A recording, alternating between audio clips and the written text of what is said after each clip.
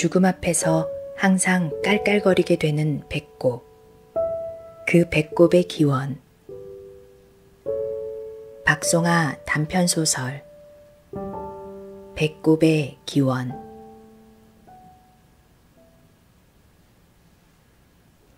너는 누가 더 좋니? 내게 그렇게 물었던 건 누구였을까? 커틀리였던가? 세 번째 아버지였던가? 아니면 바나나 어머니였던가?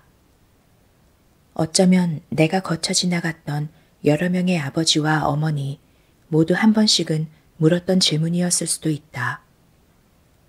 처음 그 질문을 들었을 때 나는 6살이었다.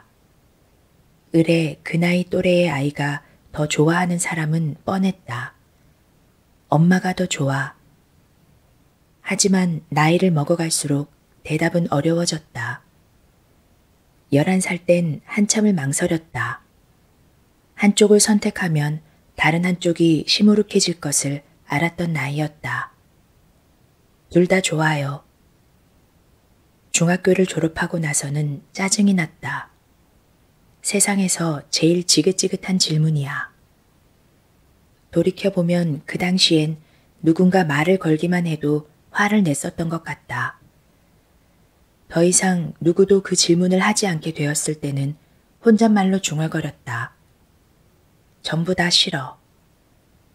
그러다 문득 10대가 지나갔다는 것을 깨닫게 되었다. 온전한 진심이었던 적은 딱 한 번이었다. 초등학교 5학년 운동회에서였다. 흐리다가 가끔씩 비도 내렸던 날. 구령대 옆에 설치된 하얀색 천막 아래에 앉아있던 교장은 꾸벅꾸벅 졸다가도 비가 오면 마이크를 잡았다. 들립니까? 이만 돌아가십시오. 안내방송을 들은 학생들과 학부모들이 막 교문을 나서려고 하면 거짓말처럼 비가 멈췄다. 그러면 교장은 또 마이크를 잡았다. 들립니까? 다시 돌아오세요. 변덕스러운 가랑비에도 교장은 매번 안내방송을 했다. 덕분에 학생들과 학부모들은 운동회 내내 우왕좌왕했다. 혼자서 운동회를 보러 온 세 번째 아버지는 교문을 나섰다가 돌아오길 7번쯤 반복하고 나자 큰 소리로 외쳤다. 우라질, 이건 뭐 똥개 훈련도 아니고. 그는 곧바로 내게 사과하며 초록색 솜사탕을 사줬다. 안 들은 걸로 해줄래? 금세 솜사탕 1개를 먹어치웠던 내가 제안했다. 파란색 솜사탕도 사주면 생각해보죠. 세 번째 아버지가 껄껄 웃었다.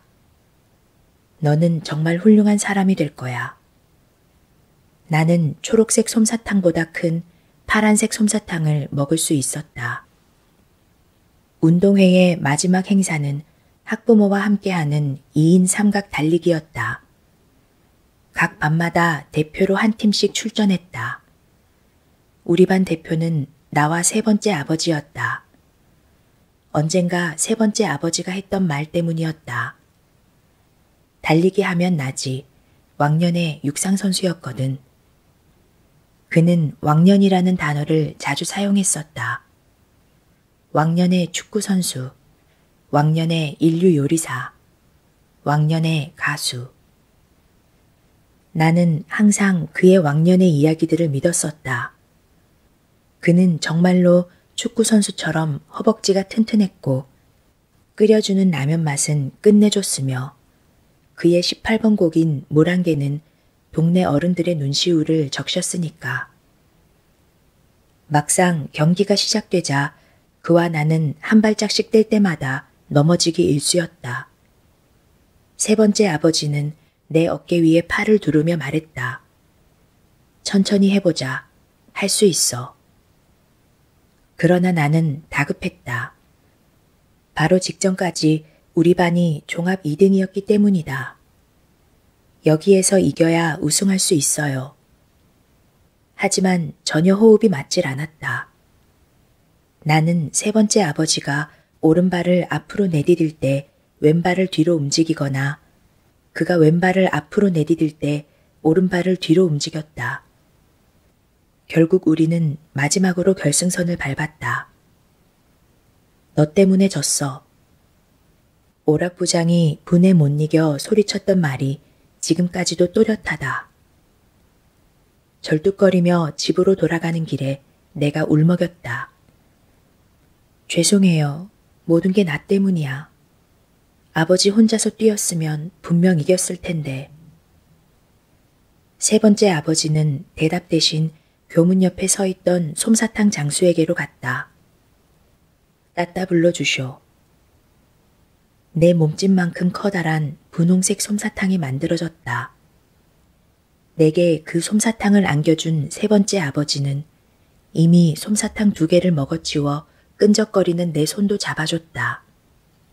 순간 부푼 솜사탕만큼 가슴이 벅차올랐다. 그래서 아무도 듣지 못하게 작은 목소리로 고백했다. 나는 당신이 제일 좋아요. 라고. 차곡차곡 살아가다 보면 그런 날이 있다. 나 스스로의 쓸모를 도무지 생각해낼 수 없는 날. 그래서 사라져버려도 괜찮을 것만 같은 날이 찾아들곤 하는 것이다. 지난 5년 동안 룸메이트였던 M이 떠나는 오늘이 바로 그런 날이었다. 이른 아침부터 M은 이삿짐을 싸느라 부산스러웠다. 어디로 가니? 내가 묻자 M이 무뚝뚝하게 대꾸했다. 너랑 이야기하고 싶지 않아. 이해해? 그녀는 내가 도와주겠다는 말도 못 들은 척했다. 나는 조용히 내 방으로 들어왔다. 그리고 휴대폰으로 중국집에 전화를 걸었다. 마지막이니까 M이 평소 좋아하던 음식을 먹여주고 싶었다. 우리 동네 중국집은 24시간 배달을 해주는 것으로 유명했다. 네이 24시간 배달되는 착한 중국집입니다. 잠이 덜 깬 목소리의 남자가 전화를 받았다. 짜장면 2그릇과 중간 크기의 탕수육 1접시를 주문했다. 남자는 기뻐했다. 그는 매일 아침마다 달랑 1그릇만 시키는 주문이 들어올까봐 조마조마하다고 했다. 어쩐지 중국집을 연 뒤로부터 심장이 안 좋아졌다는 말도 덧붙였다. 오늘 무슨 특별한 날인가 봐요? 무척 고마워하는 그 덕분에 기분이 조금 나아졌다. 아마도요. 그는 특별한 날인 만큼 음식도 특별히 맛있게 해서 가져다 주겠다고 했다. 그 말은 믿기 어려웠다. 한 번은 이 중국집 짜장면을 먹던 M이 전화를 걸어 항의했던 적이 있었다. 착한 중국집은 개뿔, 이건 정말 나쁜 맛이야. 다음 날 집 문 앞엔 탕수육을 교환할 수 있는 쿠폰 10장과 함께 앞으론 착해지겠습니다 라고 적힌 쪽지가 놓여 있었다. 주문을 마친 뒤 방 밖으로 나왔다. M은 상자 하나를 들고 현관에 서 있었다. 5년간 자취생활을 했던 그녀의 짐이 상자 하나뿐인가 싶어 놀랐다. 나를 쳐다보고 서 있는 M에게 짜장면을 먹고 가라고 했다. M은 고개를 저었다. 한동안 말없이 서로를 보고만 있었다. 한마디라도 해주고 떠나길 바라는 나의 마음을 알아차렸는지 이내 M이 나지막하게 말했다. 너가 죽어버렸으면 좋겠어. 그리고 나가버렸다. 나는 M이 떠난 자리를 향해 고개를 끄덕였다. M이 집을 나선 지 얼마 지나지 않아 음식이 배달됐다. 네이 착한 중국집 배달 왔습니다. 배달원은 주문받았던 남자의 목소리와 똑같았다. 미처 주문을 취소하지 못했던지라 잠자코 음식을 받았다. 철가방에서 음식을 꺼내던 배달원이 내 어깨 너머를 힐끗 보며 물었다.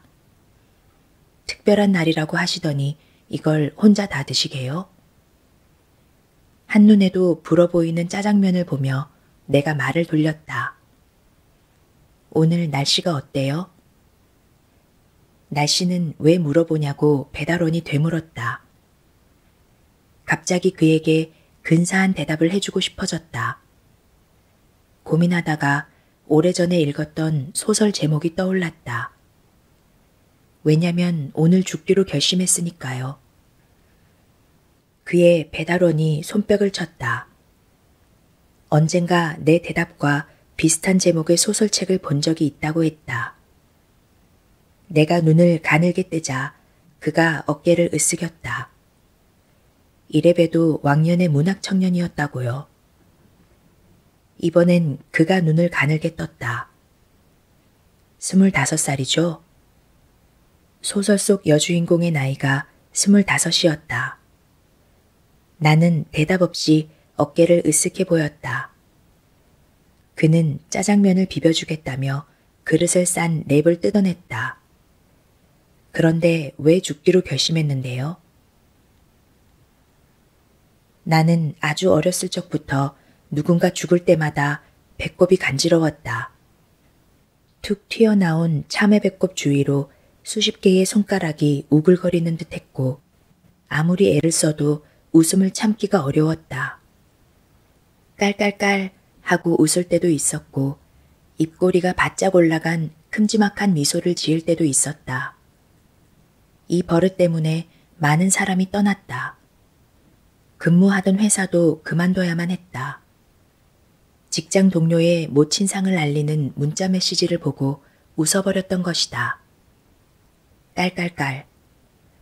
하필 옆에 있었던 상사가 어이없어 했다. 자네는 이게 웃음나? 나에 대한 소문은 빠르게 퍼졌다. 그러면서 직장 내에 은근한 따돌림이 노골적으로 변하자 자의반 타의반으로 회사를 나오게 되었다. M은 내게 유일하게 남은 친구였다. 너 진짜 재미있는 애구나. 그녀는 나의 고민을 농담처럼 받아들여줬다. 그 점이 좋았었다. 이런 사람이라면 오래도록 내 곁에 남아줄 수도 있겠지. 그러나 M 역시 다른 사람들과 같았다. 농담과도 같았던 남의 일이 내 일로 다가오면 쉽게 웃을 수 없는 법이니까. 그러니 죽어야 하지 않겠어요? 어느덧 배달원과 나는 마주보고 앉아서 짜장면을 한 그릇씩 차지해 먹고 있었다. 배달원은 마지막 남은 단무지를 씹으며 대답했다. 웃을 수도 있죠 뭐. 이어서 사장인 자신이 주문도 받고 요리도 하고 배달까지 하게 된 사연을 늘어놓았다. 원래 주문을 받던 종업원은 배달원의 큰아들이었다. 큰아들은 술 취한 손님이 밀치는 바람에 식탁에 머리를 세게 부딪혀 죽었다. 겁이 난 배달원은 형의 뒤를 이어서 종업원이 되겠다던 둘째 아들을 말렸다. 주문은 내가 받을 테니 너는 배달이나 해라. 그러나 둘째 아들은 오토바이를 타고 배달하던 와중에 중학생 폭주족들과 시비가 붙어 사고를 당했다. 죽지는 않았지만 아직도 깨어나지 못했다. 이러다 전부 끝장나버리면 어떡하지? 무서워진 그는 요리사에게 3개월치 월급을 주며 떠나보냈다. 사람 인생 끝나는 게 얼마나 쉬운 일이던지 나중엔 웃음만 나오더라고요. 말과 달리 배달원은 코를 크게 훌쩍였다. 미안해요. 양파가 매워서요. 하지만 그는 짜장면을 먹는 내내 양파에는 손대지 않았었다. 나는 그가 민망해지지 않도록 남아있는 양파 조각을 모두 먹어치워버렸다. 짜장면과 탕수육을 남김없이 먹고 나서야 배달원이 자리에서 일어났다. 음식값을 물었지만 그가 고개를 저었다. 곧 죽을 사람에게 돈 받으면 찝찝해서 못 살아요. 그는 우리 집을 나서기 전에 조언 아닌 조언도 남겼다. 먹고 죽은 귀신이 때깔도 좋대요. 부디 많이 먹어둬요. 이왕이면 때깔 좋은 귀신이 더 좋지 않겠어요? 일리 있는 말이라 그러겠다고 했다. 어머니와 아버지는 내가 태어나자마자 이혼을 했다. 나를 임신했다는 소식을 들었던 날은 치매를 앓았던 외할머니가 가출했던 날이기도 했다. 몇 년 동안 기다려왔던 소식을 들은 어머니가 병원 공중전화로 아버지에게 전화를 걸었다. 전화가 연결되자마자 두 목소리가 한꺼번에 터져나왔다.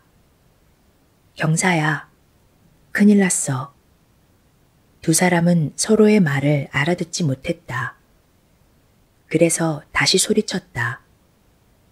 경사라고, 큰일 났다고. 자꾸만 경사라는 단어와 큰일이라는 단어가 겹쳐 정체를 알 수 없는 단어로 들려왔다.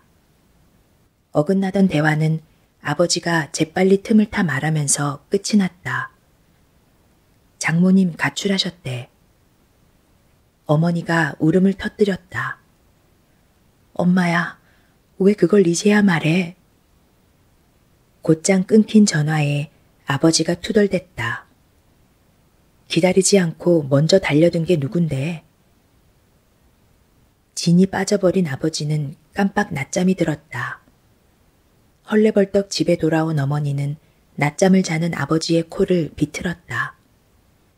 지금 잠이 와? 허둥지둥 일어난 아버지가 서둘러 말을 돌렸다. 도대체 어딜 갔었어? 그제야 어머니는 잠시 잊고 있었던 임신 소식을 알렸다. 환호성을 지르기 위해 아버지가 양팔을 번쩍 들어올렸다. 나도 이제 아빠다. 그러나 외할머니가 가출 중임을 깨닫고 슬그머니 팔을 내렸다. 이거 참 어쩌지? 두 사람은 마냥 기뻐할 수도 그렇다고 슬퍼할 수도 없었다. 유독 세상이 짓궂게 굴고 있다고 느껴질 때가 있다. 하필이면 어머니 뱃속에서 내가 무럭무럭 자라나던 10달이 바로 그런 때였다. 그때 몇 명이나 죽었더라? 아버지는 10달 동안 죽었던 사람들의 숫자를 꼽아보곤 했다. 딱 10명이구나. 한 달에 1명 꼴이네. 듣고 있던 나는 아버지의 말이 한껏 과장된 기억이기를 바랐다. 말도 안 돼. 거짓말이죠? 하지만 아버지는 쓸데없이 단호했다. 그딴 재미없는 거짓말을 왜 하냐? 죽었던 10명은 모두 친인척이었다. 그중 반의 죽음은 이렇게 설명되었다. 그래, 그럴 때도 되었지. 나머지 반의 죽음은 달랐다. 쯧쯧, 아깝게 되었네. 어머니는 배가 불러오는 가운데 10번의 장례식장에 꼬박꼬박 참석했었다. 임신 6개월 땐 시아버지의 장례를 치렀다. 손수건으로 연신 눈물을 찍어내던 어머니는 벼랑간 걱정되었다. 이러다 애가 울상으로 태어나면 어떡하지? 딸이든 아들이든 우는 얼굴로 태어날까봐 염려되었지만 알고 지냈던 사람들의 죽음 앞에서 울지 않을 수 없었다. 주변 눈치도 있었고 무엇보다 어머니 자신이 눈물이 많았기 때문이다.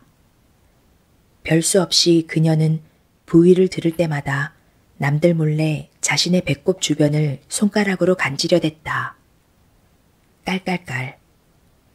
눈물만큼 웃음도 많았던 어머니가 숨을 죽여 웃었다. 그녀는 자신의 웃음이 탯줄을 타고 뱃속의 내게로 전해지길 바랐다.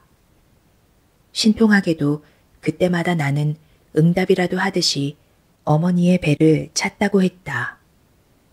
훗날 나는 따져 물었다. 그럼 이 버릇은 다 어머니 때문이었군요.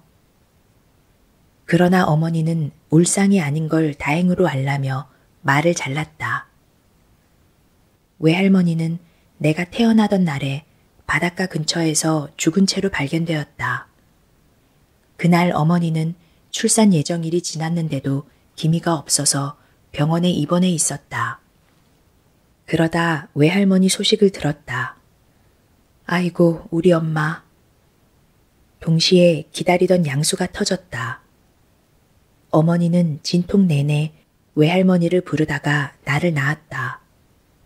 간호사가 내 등을 두드리는 걸 보면서 어머니는 울었다. 우리 엄마 혼자서 얼마나 무서웠을까.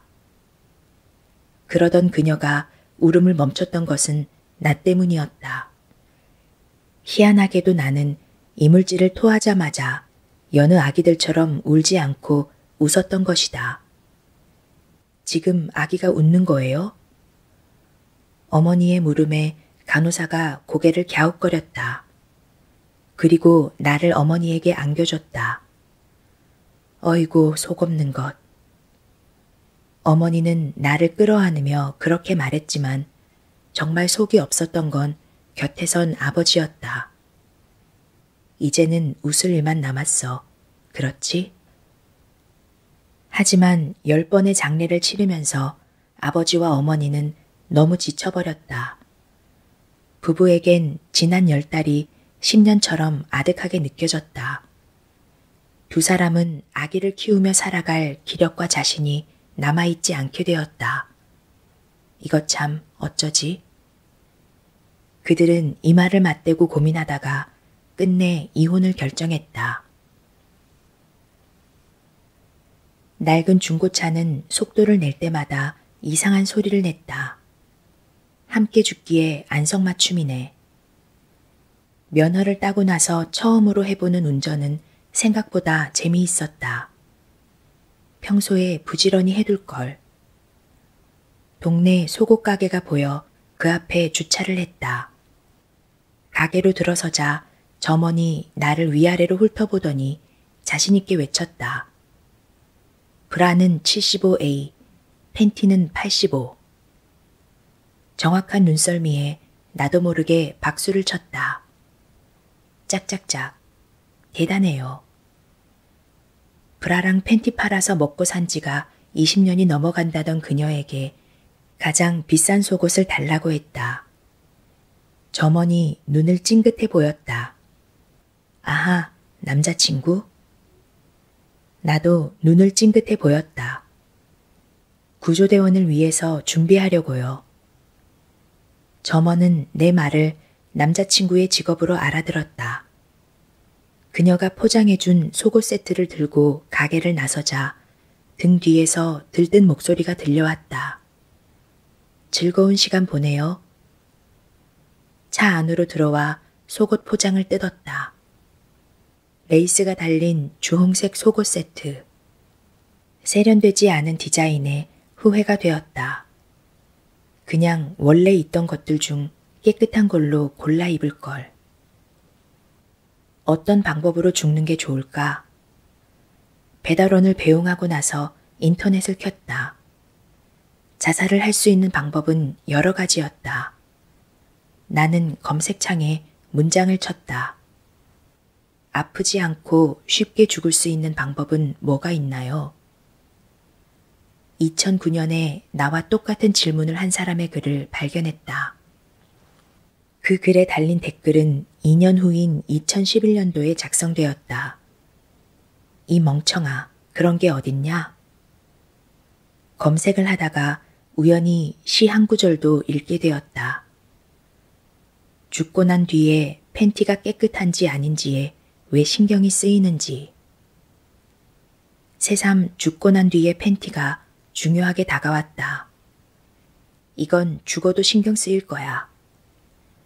반드시 새로 산 속옷을 입고 죽어야겠다고 결심했다. 자살의 연관 검색어를 보다가 하직이란 단어가 있어서 국어사전으로 의미를 찾아봤다. 먼 길을 떠날 때 우더른께 작별을 고하는 것. 예의 바르게 자살을 하는 것도 괜찮을 것 같았다. 그래서 중고차를 헐값에 구입했다. 고향에 가봐야겠어. 그곳엔 아직 나를 기억하고 있는 이들이 살아있을지도 모른다. 지금 출발하면 오늘이 가기 전엔 그들에게 인사를 한 뒤 죽을 수 있을 것이다. 목을 매는 방법과 차를 몰고 바다로 돌진하는 방법 중에 후자를 선택한 이유는 M 때문이었다. 2주일 전과 같은 일을 2번이나 겪게 할 순 없었다. 그날은 M의 생일이었다. M과 그녀의 남자친구와 나는 파티하기로 했었다. 그런데 약속 시간이 지나도 M의 남자친구는 오지 않았다.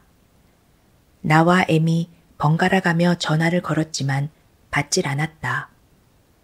아무래도 나가봐야겠다며 옷을 입는 M에게 전화가 왔다.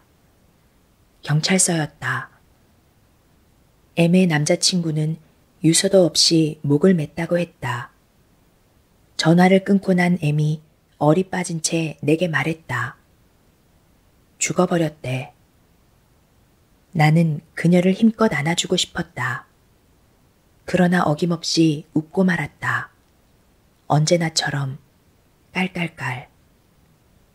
M은 평소처럼 농담으로 넘기지 못했다. 너 이런 게 웃음니? 믿을 수 없다는 표정을 지은 채 나에게 묻는 그녀에게 이렇게 대답하고 싶었다. 아니야, 우습지 않다는 걸 너도 잘 알잖아. 하지만 아무 말도 하지 못했던 것은 어떤 말도 소용이 없다는 사실을 잘 알고 있었기 때문이었다. 주홍색 속옷 세트를 조수석에 던져뒀다. 여기서 머뭇거릴 시간이 없다. 모든 것은 오늘이 지나기 전에 끝나야만 하니까. 지금부터 부지런히 달리면 늦은 오후에는 고향에 도착할 수 있겠지. 중고차는 요란한 소리를 내면서 동네를 벗어나기 위해 국도로 나아갔다. 나는 커틀 리를 친아버지로 여기고 자랐었다. 그는 어머니의 첫 번째 재혼 상대이자 2번째 남편이었다. 내게는 2번째 아버지였다. 아무리 세월이 지나도 어머니는 커틀 리를 자기라고 불렀다. 자기는 늘 널 친자식처럼 아껴줬어. 잘 다듬어진 영화배우처럼 생겼던 커틀 리가 수많은 여자 중에 자신을 택해줬던 것이 그녀의 인생에서 가장 특별했던 일이라고 입버릇처럼 말하곤 했다. 하지만 내가 기억하고 있는 커틀 리는 어머니가 기억하고 있는 자기와 거리가 있었다. 그 자식은 천하의 멍청이였어요. 보기 좋은 외모만큼 그가 가지고 있던 꿈은 남달랐었다. 남다른 꿈을 가졌으면서도 정작 하는 일은 아무것도 없이 인생을 허비하곤 했다. 그는 스스로를 커틀 리라고 불렀다. 당시 유명했던 그룹 너바나의 커트 코베인에서 따온 별명이었다. 커틀 리는 날마다 기타를 치다가 울면서 담배를 피워댔다. 아, 세상이 나를 너무 몰라줘. 어머니는 울고 있는 그에게 종종 가슴을 물려줬다. 착하다 우리 자기. 동네에서는 어머니가 자식만 둘을 키운다며 수군댔었다. 그러던 어느 날 친구들과 놀다 집으로 돌아온 나는 바닥에 쓰러져 울고 있는 커틀 리를 발견했다. 그는 땅을 치며 통곡했다. 어떻게 이런 끔찍한 일이 일어날 수가 있어. 그의 영웅이었던 커트 코베인이 죽었다고 했다. 그의 말을 듣고 나는 여지없이 웃음을 터뜨렸다. 깔깔. 그러자 커틀 리가 펄쩍펄쩍 뛰며 내 뺨을 때렸다. 이런 괴물, 그게 웃음냐? 내 씨가 아니라서 망정이지. 그렇게 내 출생의 비밀은 시시하게 밝혀졌다. 어머니는 친아버지에게로 나를 잠시 보냈다. 내 얼굴만 보면 미치려고 했던 커틀 리를 안정시키기 위해선 어쩔 수가 없었다. 아버지는 난생 처음으로 만난 딸보다도 커틀 리에게만 관심을 가졌었다. 어떤 놈팡이든 커틀 리에게 쌓였던 것이 많았던 터라 나는 신이 나서 흉을 봤다. 그렇게 멍청한 녀석은 세상 어디에도 없을걸요? 기껏 대답해 주었는데 아버지의 태도가 돌변했다. 어른을 그런 식으로 욕하면 못 써. 그제야 나는 아버지가 굉장히 치사한 사람임을 알았다. 아버지의 재혼 상대를 나는 바나나 어머니라고 부르곤 했다. 아주 다정한 사람이었지만 그때는 그녀를 싫어했었다. 동네 아이들이 원숭이 흉내를 내거나 바나나를 까먹는 신용을 하면서 놀렸기 때문이었다. 끼끼끼, 너는 원숭이 여자랑 살지? 하루는 바나나 어머니가 시장에서 산 필리핀 바나나를 간식으로 줬던 적이 있었다. 맛있어. 많이 먹어. 나는 그녀 앞에서 바나나를 발로 밟으며 소리쳤다. 끼끼끼. 그 벌로 아버지는 바나나를 세 송이 사서 무릎을 꿇고 앉은 나의 앞에 늘어놓았다. 먹어라. 다 먹지 않으면 매를 들겠다. 오기가 났던 나는 기어코 그 바나나들을 물 한 잔 없이 꾸역꾸역 삼켰다. 급체를 해서 응급실에 실려가는 나의 곁을 지킨 건 아버지가 아니라 바나나 어머니였다. 그녀는 침대 위에 누워 끄끄대며 우는 나의 가슴을 토닥여줬다. 죽어, 죽어. 사실 그녀가 말하고 싶었던 것은 죽지 마, 죽지 마였다. 서툰 한국말 속에 담긴 그녀의 진심을 알고 있었지만 나는 어머니에게 전화를 걸어 그 진심을 쏙 빼놓은 채 일러 바쳤다. 다음 날 어머니가 한 걸음에 달려왔다. 그녀의 곁에는 커틀리가 아닌 세 번째 아버지가 서 있었다. 내가 커틀리는 어떻게 되었냐고 묻자 어머니는 몸서리쳤다. 자아인지 뭔지를 찾으러 세계 여행을 떠나야겠다고 하더라. 그녀는 다 커트 코베인 때문이라며 투덜댔다. 망할 놈이 왜 그렇게 일찍 죽어서는. 내 입술 사이로 풋 하는 웃음소리가 새어나왔다. 나는 얼른 세 번째 아버지의 눈치를 살폈다. 그러나 그는 마냥 웃어 보일 뿐이었다. 나는 다시 어머니와 살게 되었다. 세 번째 아버지의 가족은 90살이 넘은 증조할머니만이 전부였다. 쪼글쪼글했던 증조할머니가 신기해서 가끔 손가락으로 그녀의 팔을 쿡 찔러보곤 했다. 그러면 증조할머니는 화들짝 놀라는 바람에 반쯤 빠져나온 틀니를 집어넣곤 했다. 아이고, 난 또 저승사자인 줄 알았네. 그녀의 소원은 세계에서 가장 장수한 사람으로 기네스북에 등재되는 것이었다. 얼마나 멋진 업적이니. 하루 종일 그녀가 하는 일은 저승사자가 자신을 데리러 오는지를 감시하는 것이었다. 오면 두들겨 패서 내쫓아야지. 앙상한 주먹을 불끈 쥐는 증조할머니를 위해 세 번째 아버지가 지팡이를 마련해줬다. 올 것 같으면 이걸로 패버리세요. 도리어 증조할머니가 다칠까봐 어머니가 걱정했다. 하지만 세 번째 아버지는 손을 내저었다. 지금까지 그렇게 사셨는데 뭐. 그는 일찍 죽은 부모를 대신하여 그를 돌봐줬던 증조할머니를 사랑했다. 공동묘지 관리인이었던 세 번째 아버지는 야근을 할 때마다 나를 데리고 갔다. 어른이라도 한밤중 묘지는 무섭지만 나와 함께라면 괜찮다고 했다. 너는 죽음 앞에서도 웃을 수 있는 애니까. 나는 훔쳐갈 것이 없어 보이는 무덤들을 지키는 이유가 궁금했다. 세 번째 아버지는 음산한 목소리로 설명해줬다. 사람들은 우리가 감히 상상하지 못했던 것들도 훔치곤 하거든. 그는 밤새 무덤 주변을 돌아다니면서 잡초들을 뽑았다. 그러면서 무덤 하나하나마다 담긴 사연들을 이야기해줬다. 죽음에 대한 다양한 이야기를 들으면서 나는 즐겁게 웃다가도 급하게 눈치를 살폈다. 그러나 그는 상관하지 않았다. 한 번은 그에게 물은 적이 있었다. 이런 내가 무섭지 않아요? 잡초를 3개 뽑는 바람에 망가져버린 무덤 위로 흙을 덮으며 그가 말했다. 단지 웃을 뿐이잖아. 그는 누구나 꼭 울어야 하는 법은 없다는 말도 덧붙이면서 흙이 묻은 손으로 내 머리를 쓰다듬어 줬다. 다들 살아있으려나?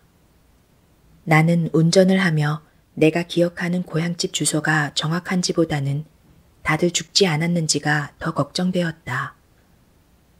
나를 낳아준 아버지의 경우 몇 년 전 심장마비를 일으켰다. 바나나 어머니의 무릎을 베고 잠을 자고 있던 도중에 벌어진 일이었다. 남편의 갑작스러운 죽음에 놀란 바나나 어머니는 황급히 재산을 정리해 자기 나라로 돌아가 버렸다.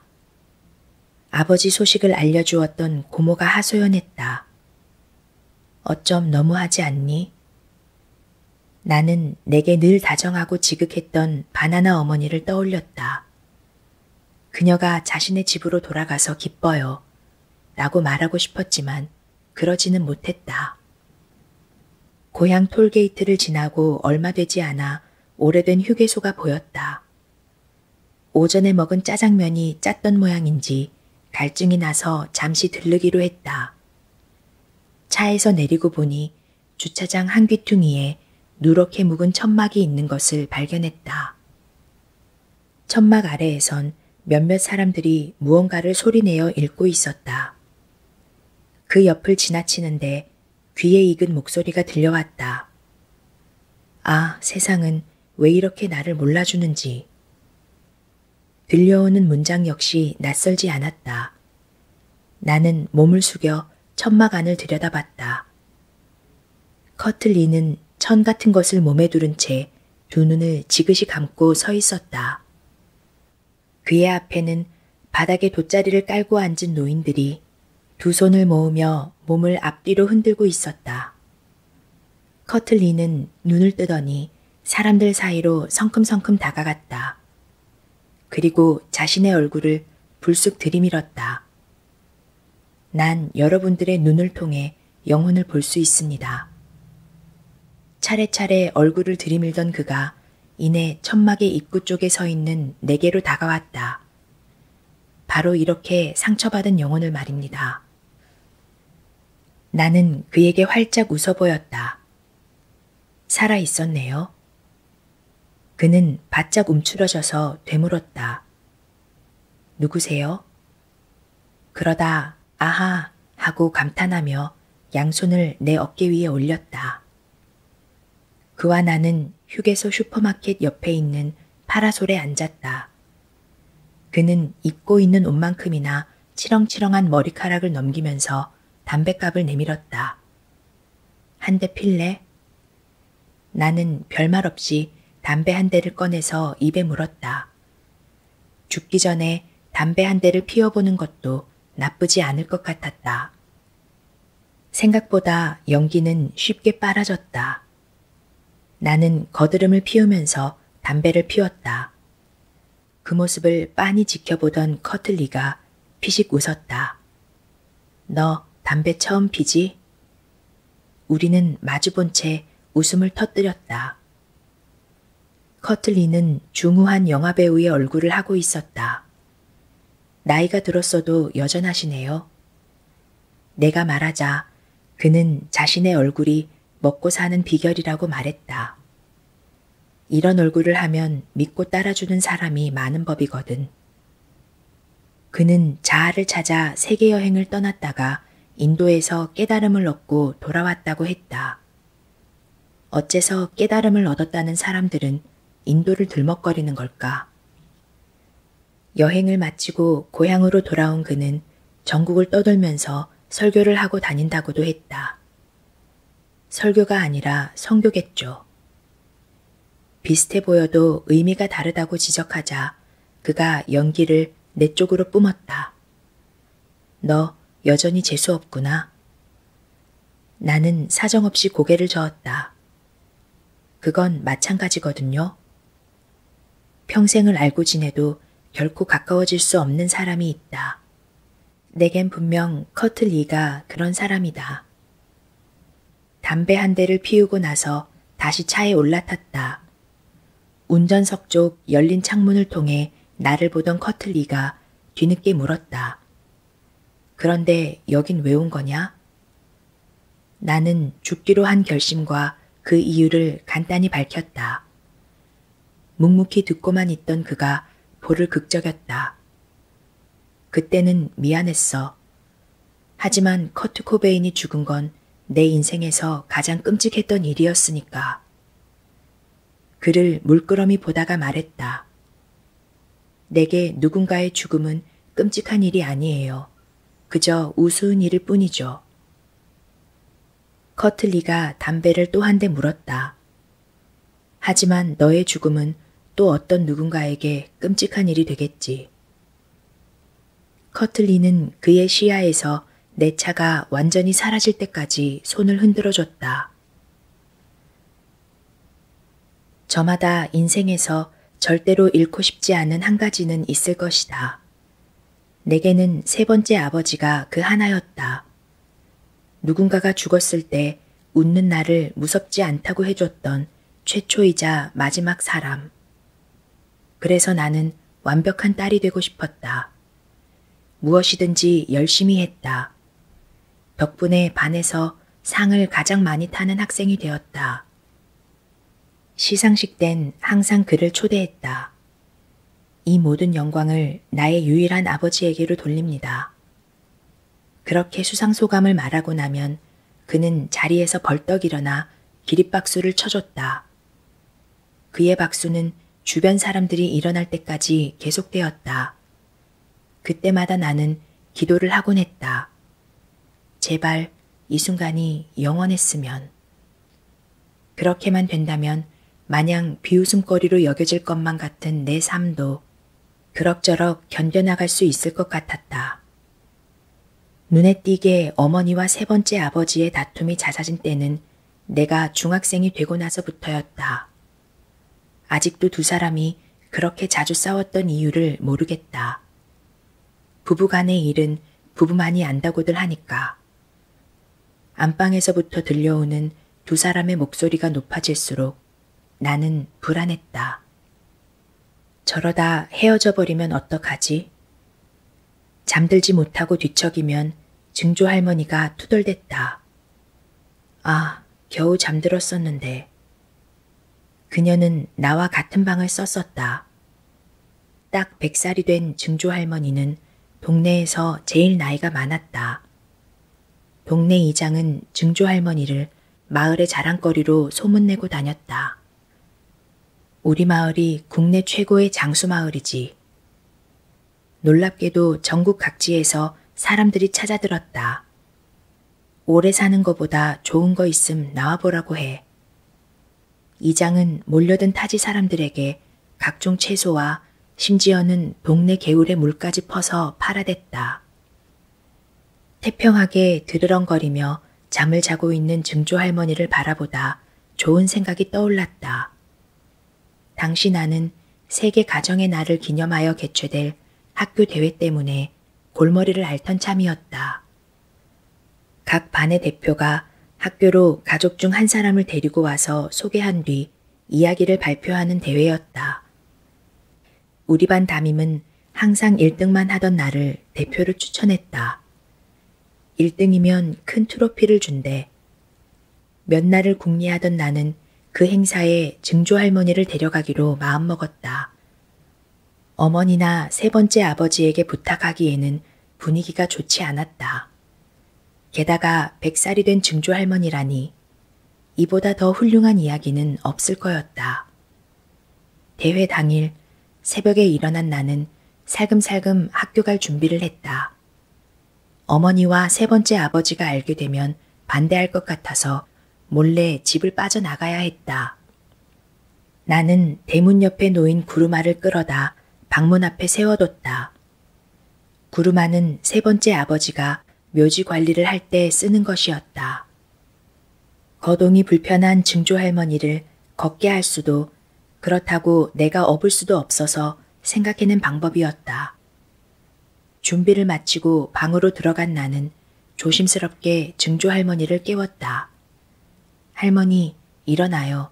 갈 데가 있어요. 증조 할머니가 눈도 못 뜬 채 벌떡 일어났다. 나를 저승사자로 생각했는지 곁에 놓여있던 지팡이를 들고 휘두르며 소리쳤다. 이놈아, 드디어 데리러 온 거냐? 죽어도 못 간다. 나는 빠르게 머리를 굴렸다. 전 천사예요. 잠깐 세상 구경 좀 시켜드릴게요. 그의 증조 할머니는 안심했다. 천사면 괜찮아. 겨우 그녀를 부축해 구루마에 태웠다. 춥지 않도록 담요도 둘러줬다. 이른 시간부터 서둘렀지만 아침이 잦아들기 시작할 때야 집을 나설 수가 있었다. 행사가 열리는 강당엔 사람들로 북적였다. 구루마에 증조 할머니를 태운 나를 보고 여기저기서 쑥덕댔다. 하지만 나는 의기양양했다. 증조 할머니는 줄곧 졸기만 했다. 내가 발표하기 바로 전은 11남매를 둔 남학생의 순서였다. 형제가 많아서 행복합니다. 남학생과 11남매가 우르르 무대 위에서 내려온 뒤 드디어 내 차례가 되었다. 무대 중앙으로 구루마를 끌고 나와 발표를 시작한 나의 첫 마디는 이랬다. 증조 할머니의 소원은 세계에서 가장 장수한 사람으로 등재되는 것입니다. 마지막 문장을 말할 땐 두 손을 가지런히 모았다. 저는 증조 할머니가 기네스북에 이렇게 기록되길 바랍니다. 세계에서 가장 장수한 사람이자 가장 행복한 사람으로도 말이에요. 그날은 세 번째 아버지 없이도 기립박수를 받을 수 있었다.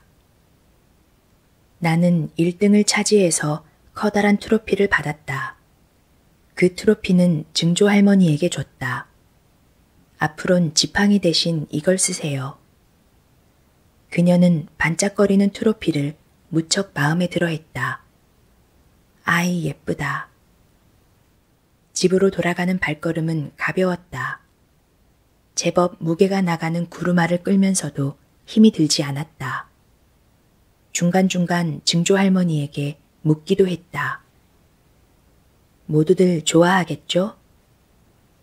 증조 할머니에게선 대답이 없었지만 나는 계속 종알댔다. 아버지 없이도 기립박수를 받은 것도 말해야지.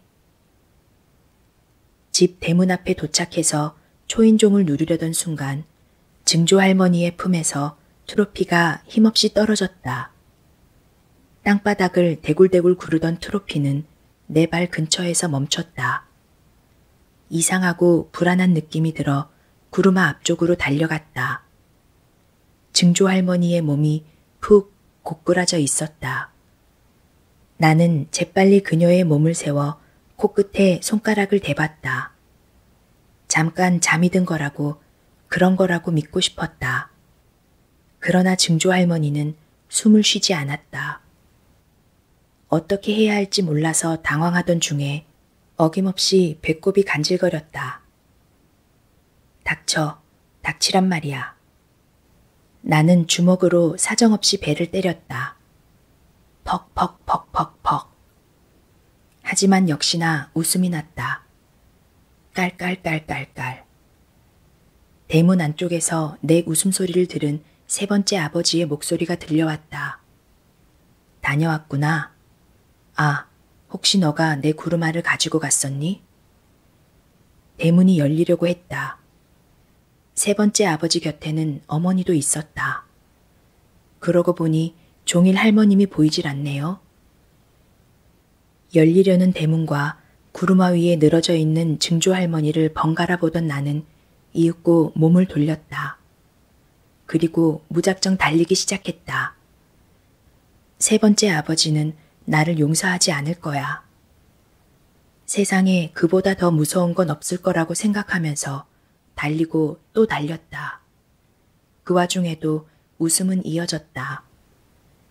나는 그렇게 아버지 집으로 향했다. 그리고 다시는 어머니와 세 번째 아버지의 집으로 돌아가지 않았다. 세 번째 아버지와 어머니의 집에 도착했을 땐 날이 저물고 있었다. 밤이 오기 전에 서둘러야 했다.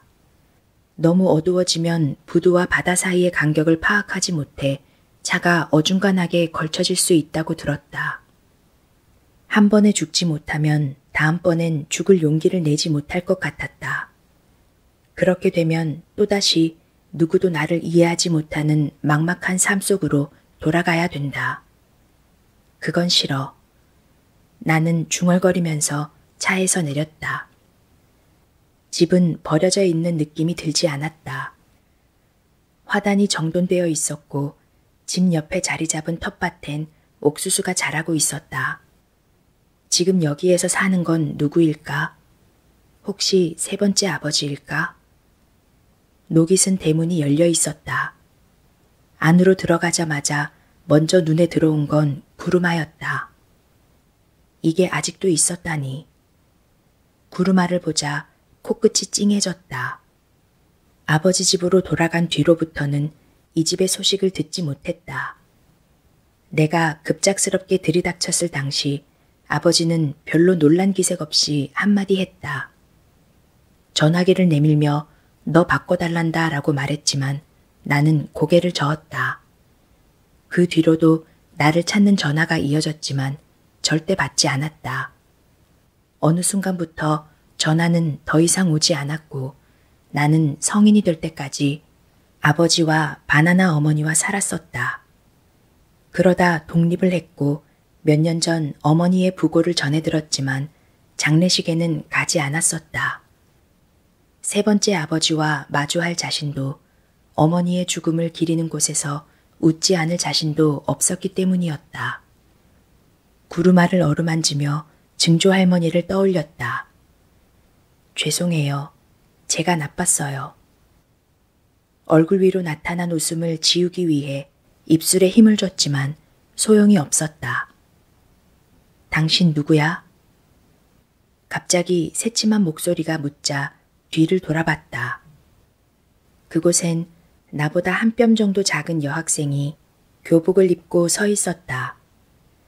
이 집에서 사는 아이구나 싶었다. 허락도 받지 않고 불쑥 들어와서 미안하다고 하려는 찰나 여학생이 손가락으로 나를 가리켰다.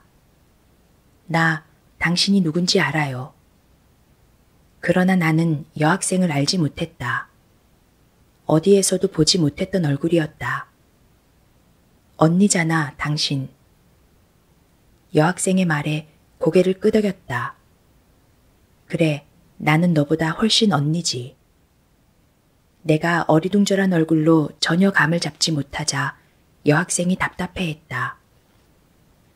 나는 언니 이야기를 많이 들었는데 언니는 내 이야기를 전혀 듣지 못했어요? 이제 답답해진 쪽은 나였다. 도대체 넌 누구니? 여학생은 나의 어머니와 세 번째 아버지의 이름을 또박또박 발음했다. 그리고 자신의 부모님이라고 했다. 나도 모르게 입이 조금 벌어졌다. 피가 반만 섞였다고는 하지만 나랑 닮은 구석이 보이지 않는데 느닷없이 동생이라니. 하기야 그 뒤로 시간이 많이 흘렀다. 내게 동생이 한두 명 정도는 있을 수 있을 거라는 생각은 왜 하지 못했던 걸까? 그렇지만 어머니와 세 번째 아버지의 자식이라니. 내가 정말로 되고 싶었던 자리에 들어서 있는 여학생이 반갑기보다는 묘하게만 느껴졌다. 아, 더는 모르겠어. 머리가 아파진 나는 처마 아래의 마루로 비틀비틀 걸어가 앉았다. 잠자코 보고 있던 여학생이 쪼르르 달려와 내 곁에 앉았다. 우리는 잠시 침묵했다. 곁에서 발을 구르며 나를 힐끔힐끔 살피던 여학생이 먼저 말을 걸어왔다. 라면 먹을 건데 같이 먹을래요? 먹고 싶지 않다는 대답을 하려고 했다. 그러나 진작 짜장면을 소화시킨 배가 꼬르륵 하고 소리를 냈다. 나는 부엌으로 향하는 여학생을 차마 바라보지 못하고 마루 위에 들어누웠다. 여학생이 끓인 라면은 끝내주게 맛있었다. 이런 라면은 오랜만에 먹어봐. 후루룩 면발을 삼키는 내게 여학생이 자랑스럽게 말했다. 아버지한테 배운 솜씨예요. 그러고 보니 어렸을 때 먹었던 세 번째 아버지의 라면 맛과 흡사했다. 왼손으로 젓가락을 쥐고 라면을 먹는 여학생의 모습에서 세 번째 아버지의 모습이 겹쳐지는 것 같았다. 나는 라면 국물을 후후 불어 마시며 물었다. 내가 언니인 줄은 어떻게 알았어? 여학생은 식은 밥을 말며 말했다. 아버지가 그랬어요. 언젠가 어떤 여자가 찾아와 구루마를 보고 웃으면 그건 제 언니라고요. 그건 너무 막연하잖아. 하지만 세 번째 아버지다운 말이라 조금 웃음이 났다. 여학생의 땀이 밴 이마를 보면서 나는 속을 털어놨다. 들었을진 모르겠지만 증조 할머니는 나 때문에 돌아가셨어. 내가 중학생 때의 일이었지. 여학생이 눈을 껌뻑였다. 증조 할머니는 한 달 전에 돌아가셨는데? 내가 도망갔던 날 증조 할머니는 구루마 위에서 막 자고 일어난 사람처럼 기지개를 켜며 깨어났다고 했다. 에구, 깜빡 잠들었었네. 그녀는 내가 버리고 간 트로피를 소중히 품에 안고 자랑을 했었다. 이거 천사가 준 거야. 나 세상 구경시켜준. 여학생의 말을 듣고 나는 황당했다. 이럴 수가. 분명 숨을 쉬지 않았었는데.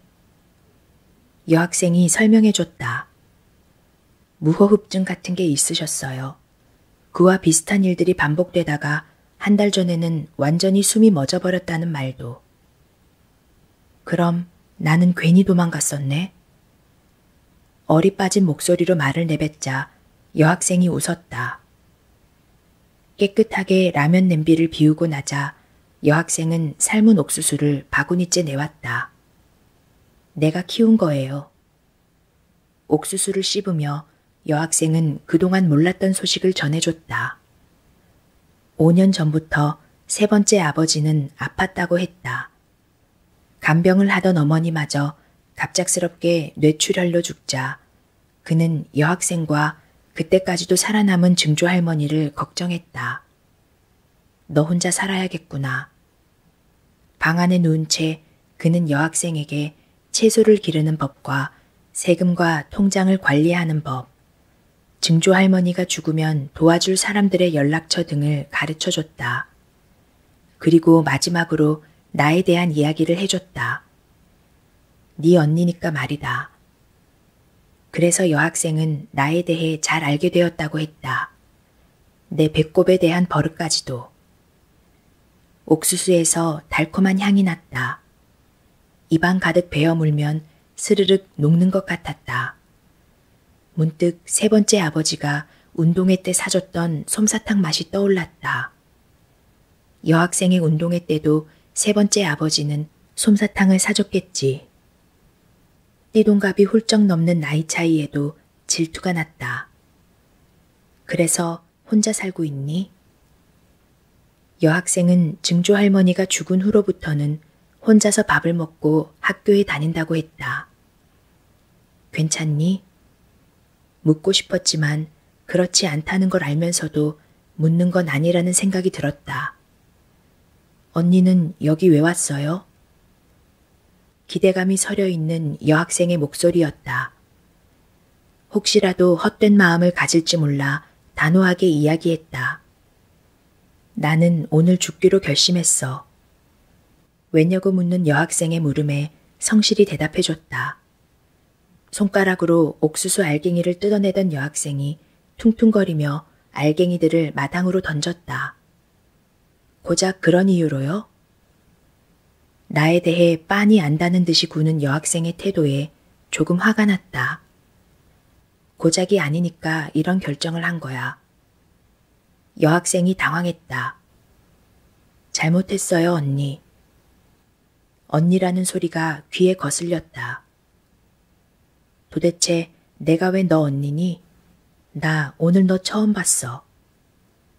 풀이 죽은 여학생에게 미안해졌지만 어쩔 수 없었다. 배웅을 하겠다며 여학생이 대문 밖에 나와섰다.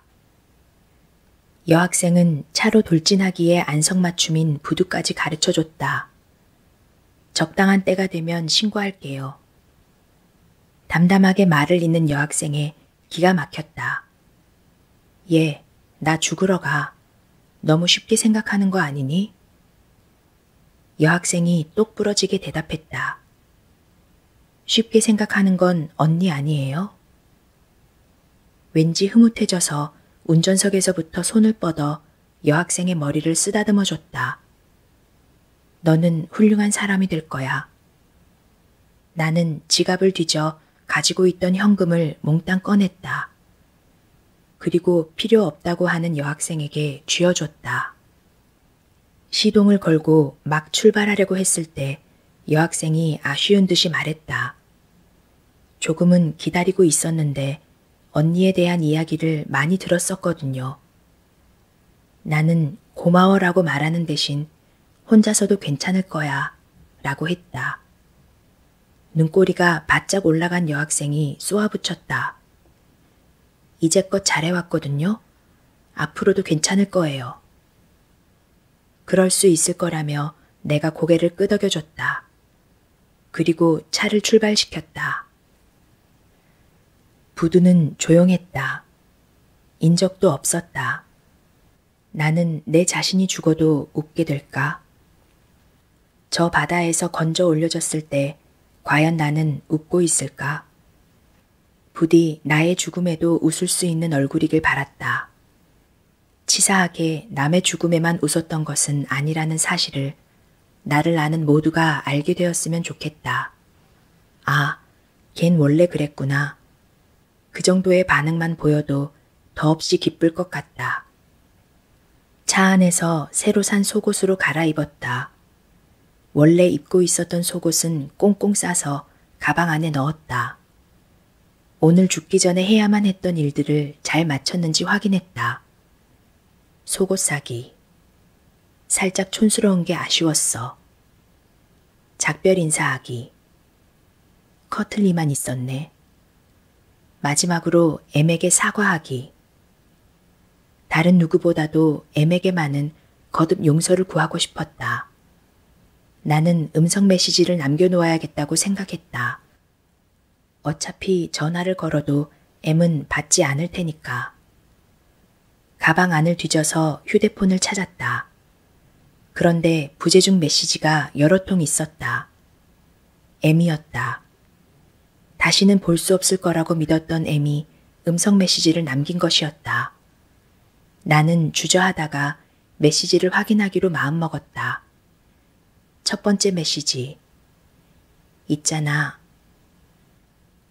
그 다음은 한동안 말이 없었다. 그걸로 첫 번째 메시지가 끝났다. 두 번째 메시지. 정말로 말이야. 이번 메시지도 마찬가지였다. 별말 없이 끝이 났다. 메시지를 차근차근 확인할 때마다 가슴이 무겁게 뛰어댔다. M은 여섯 번째 메시지에서야 제대로 된 한 문장을 완성해냈다. 너 정말로 죽어버린 건 아니지? 일곱 번째 메시지. 이미 죽어버렸으면 내가 죽여버릴 거야. 나는 피식 웃었다. 나더러 어쩌라는 걸까? 여덟 번째 메시지. 너의 진심을 이해하지 못해서 미안해. 아홉 번째 메시지. 결국 이해할 수는 이해해 주지는 못하겠지. 열 번째 메시지. 하지만 너는 내 진심을 알아주길. 죽으라는 말이 어떻게 내 진심이 될 수 있겠어. 이해해? 메시지들은 거기서 끝이 났다. 나는 휴대폰을 놓고 운전대를 잡았다. 분명 진심처럼 들렸는데 진심이 아니라고 하다니. 어느새 눈에서 눈물이 뚝뚝 떨어졌다. 어쩐지 철저하게 속아 넘어간 기분이 들었다.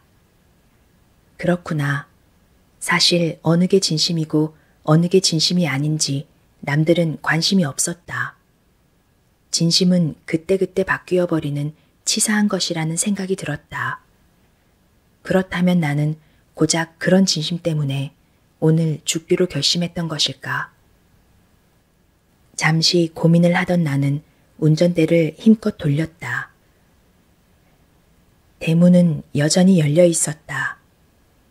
여학생은 내가 간 뒤로 바로 잠이 들었을까? 집은 불이 모두 꺼진 상태였다. 주위를 두리번거리다가 훌쩍이는 소리를 들었다. 코를 팽 하고 푸는 소리도 들렸다. 집안에서 들려오는 소리였다. 뭐야, 혼자서도 괜찮다더니. 역시 어린애는 어린애야. 하지만 나도 코를 훌쩍이고 있었다. 날이 좀 쌀쌀한가? 멋쩍게 양팔을 감싸는 신용을 해보였다. 마당 구석에 놓여있는 구루마를 향해 다가갔다. 최대한 부드럽게 앉았는데도 불구하고 구루마 바퀴가 끼깃거리며 소음을 냈다. 그러자 흐느끼는 소리가 더 커졌다. 그만 울어. 내가 말하자 집안에서 잔뜩 경직된 목소리가 들려왔다. 누구세요? 나는 구루마에서 몸을 일으킨 뒤 마당으로 발걸음을 옮겼다. 언니야. 얼마 지나지 않아 집안의 불이 모두 켜졌다. 창호지를 바른 방문에 여학생의 그림자가 따뜻하게 비쳤다.